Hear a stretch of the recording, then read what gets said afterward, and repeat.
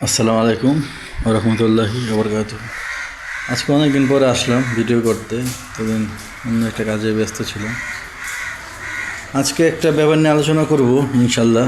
সেটা হচ্ছে গিয়া, এই 4-5 দিন আগে ইউটিউবে দেখতেছি এক হুজুর,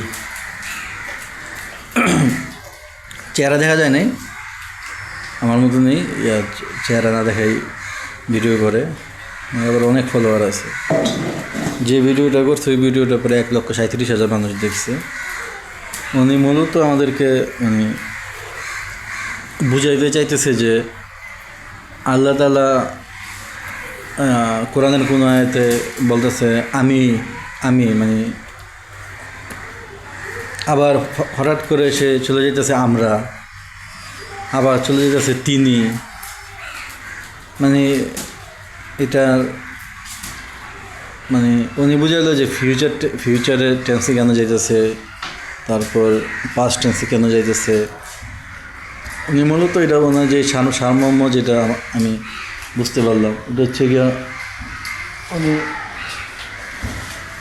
আমরা অথবা তিনি বলতে ওনার যে ইনস্টিটিউশন আছে, মানে ক্ষমার একটা ইনস্টিটিউশন, তারপরে ভালোবাসার একটা ইনস্টিটিউশন, রাগের একটা ইনস্টিটিউশন, তারপরে দয়ার একটা ইনস্টিটিউশন, তারপরে সর্বশক্তিমানের একটা ইনস্টিটিউশন। এই সমস্ত ইনস্টিটিউশনকে মানে হাইলাইট করতে যায় নাকি আল্লাহ তাআলা কোরআনে, মানে একটা প্রতিষ্ঠান, মানে আল্লাহ তাআলা নিজের ব্যক্তি থেকে তার প্রতিষ্ঠানরে বেশি বেশি হাইলাইট করতেছে, মানে ওইটা গুরুত্বটা বোঝানোর জন্য নাকি আল্লাহ কোরআন এখন বলতেছে আমি, তারপরে আমরা, তিনি, এইভাবে বিভিন্ন একের সময় একের জায়গায় চলে যাইতেছে। আসলে কি আমরা কোরআন বুঝি না, কোরআন বোঝার চেষ্টা করি না। কোরআনকে বুঝতে হবে, টু দ্য পয়েন্টে বুঝতে হবে কোরআনরে, ঠিক আছে?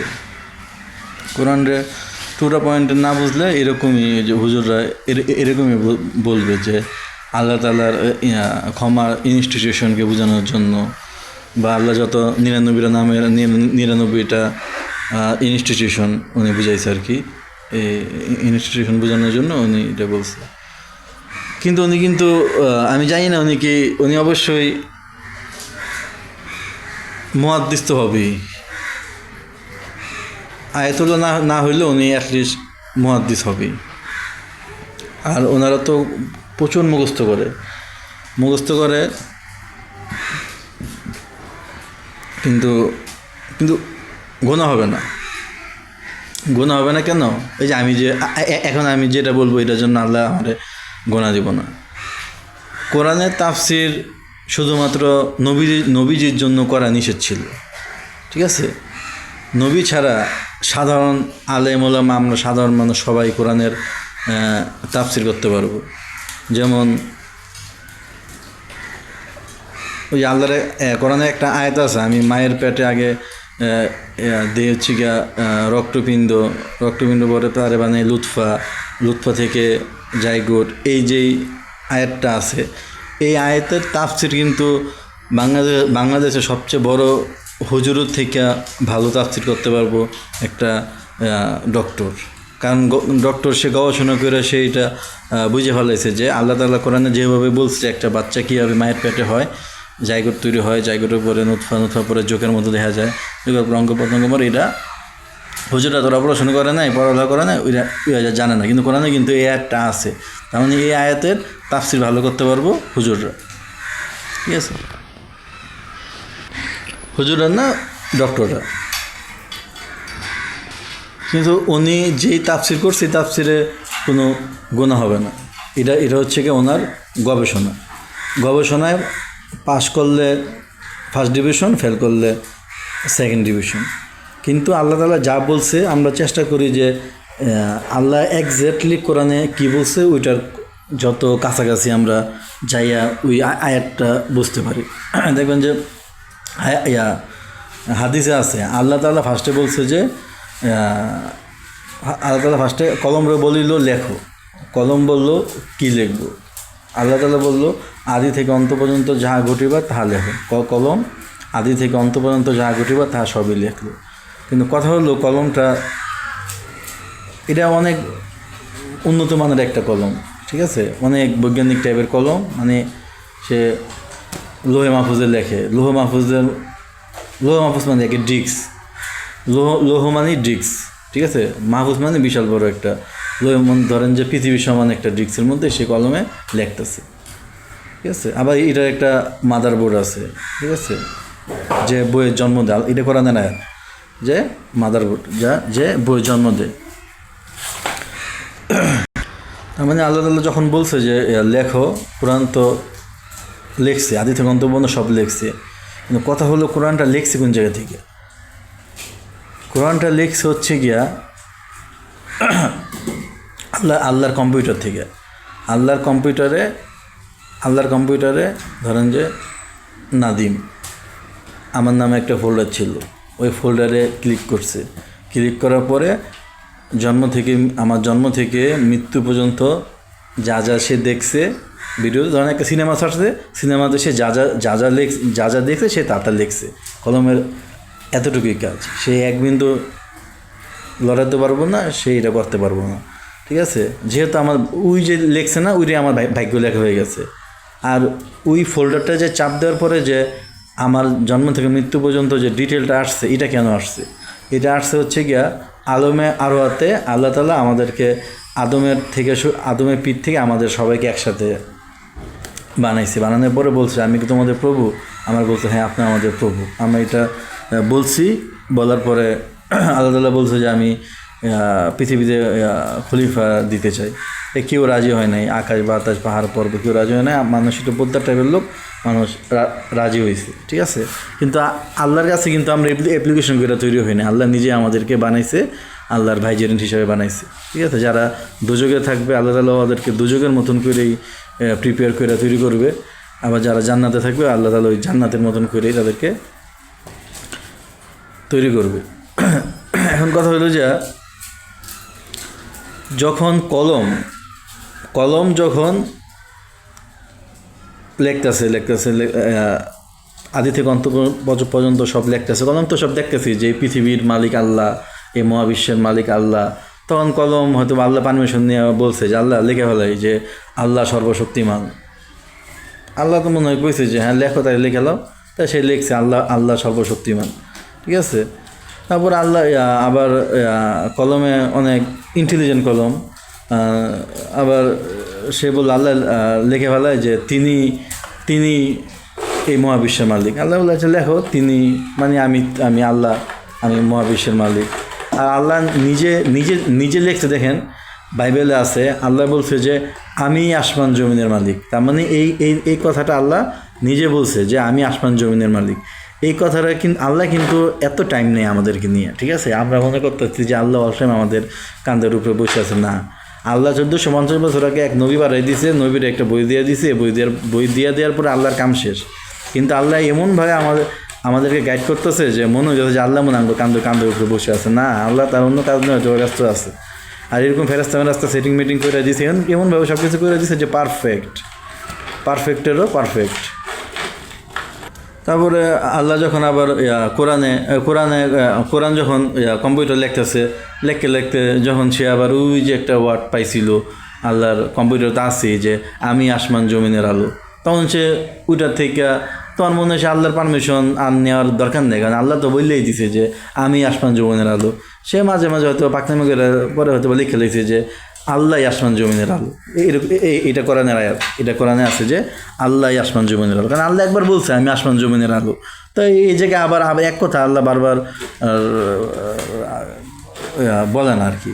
আল্লাহ প্রতিটা ওয়ার্ড আল্লাহর হিসাব করা এবং প্রতিটা আয়াতি কোনো না কোনো মানে স্পেসিফিক কোনো ঘটনাকে ইঙ্গিত দেয়। কিন্তু আমার কথা হলো ওই হুজুর কি বা ওই ইউটিউবার কি জানে না? অবশ্যই সে অনেক জ্ঞানী মানুষ, কারণ তার 1,37,000 মানুষ 5 ঘন্টায় দেখে ফেলাইছে, ঠিক আছে। সে তো হাদিসটা পড়ছে যে আল্লাহ বলছে যে লেখো কলম বললো কী লিখিব, আল্লাহ বললো আদি থেকে অন্ত পর্যন্ত যাহা ঘটিব তাহা এলো, কলম আদি থেকে অন্ত যাহা করবো তাহা সবই লিখছে। উনিটা পড়ছে, পড়ার পরেও কেন বুঝতে পারতেছে না? কারণ সেই ডটগুলা মিলাইতে পারতেছে না।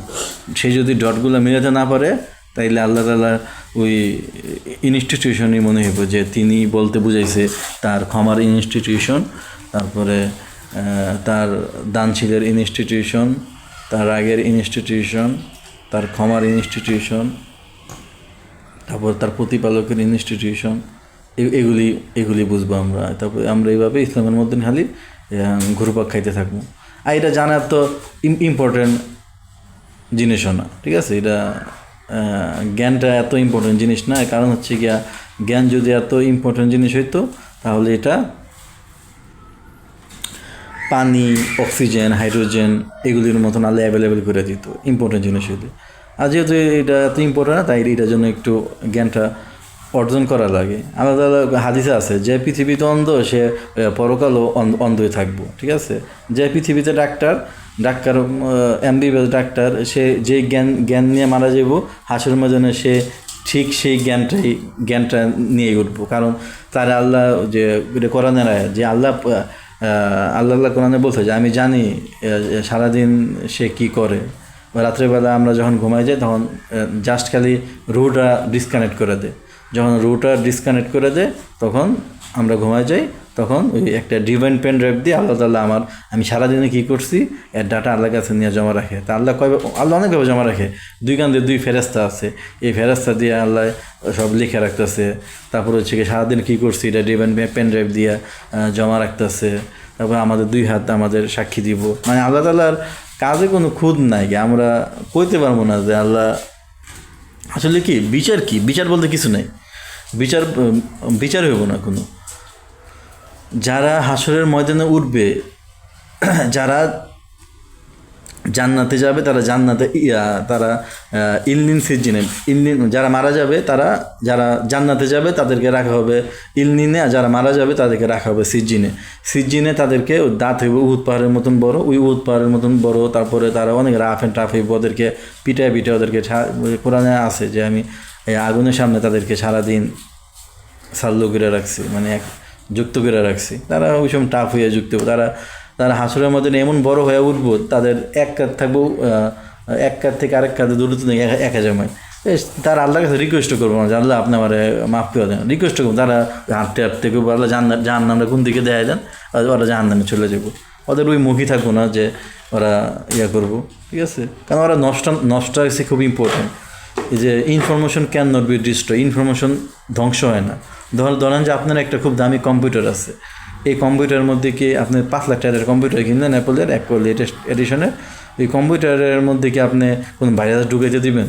আল্লাহ তাআলা এরকম যে এক আল্লাহর মানে না, পরকাল মানে না, মানে সে একটা ভাইরাস, ঠিক আছে? এই ভাইরাস আল্লাহ জান্নাতে ঢুকাইতে দিব না।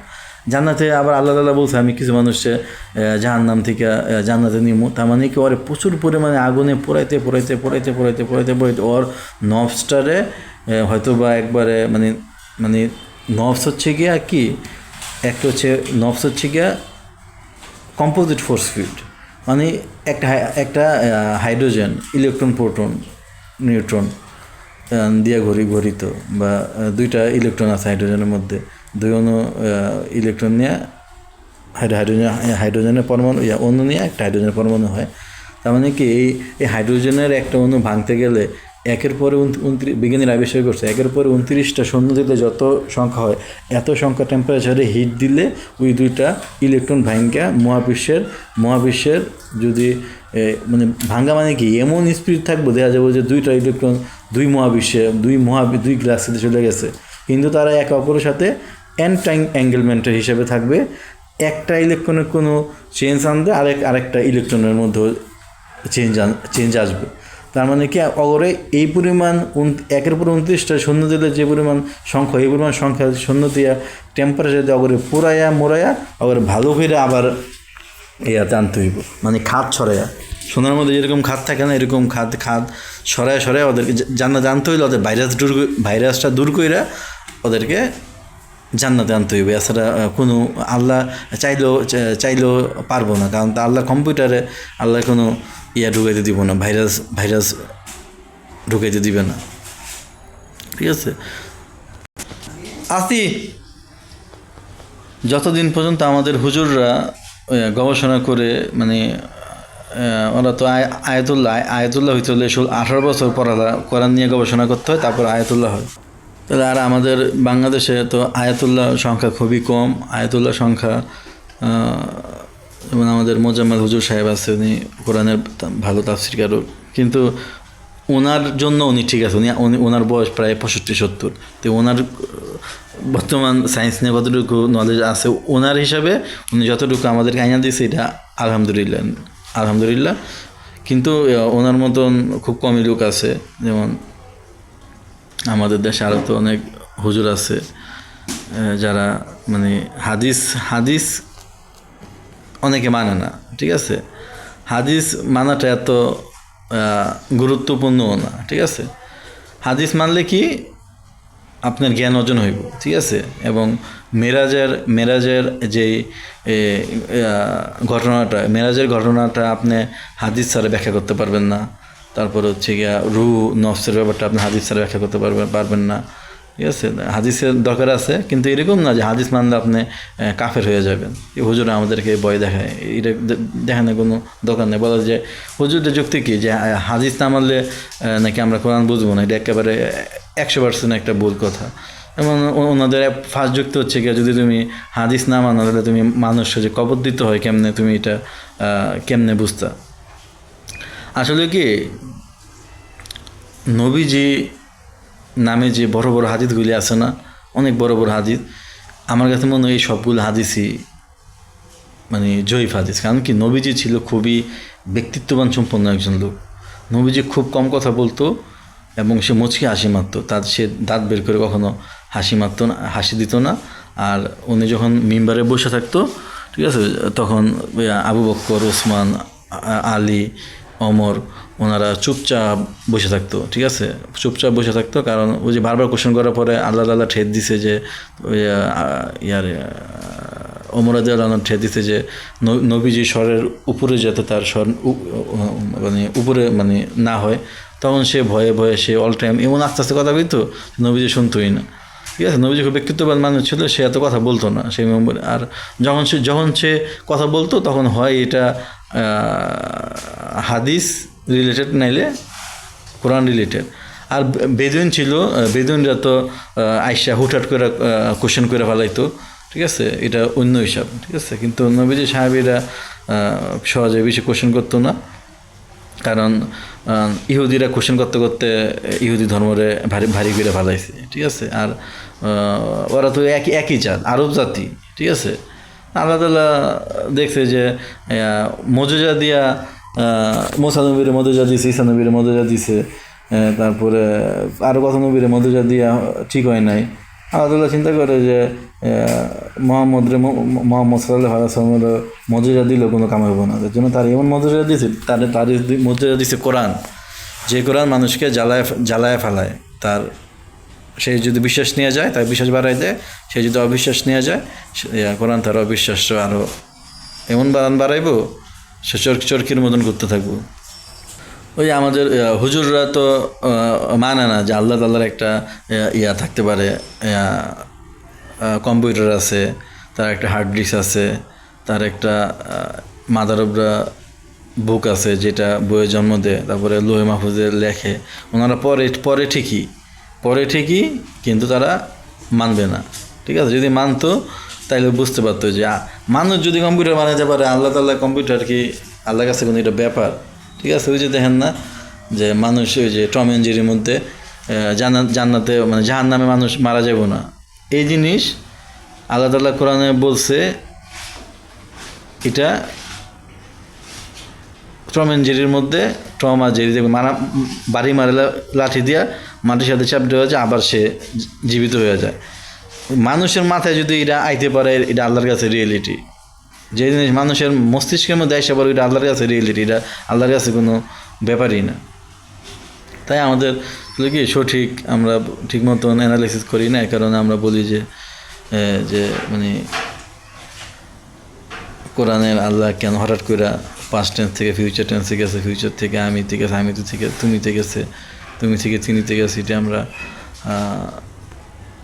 বুঝি না। কিন্তু এক সময়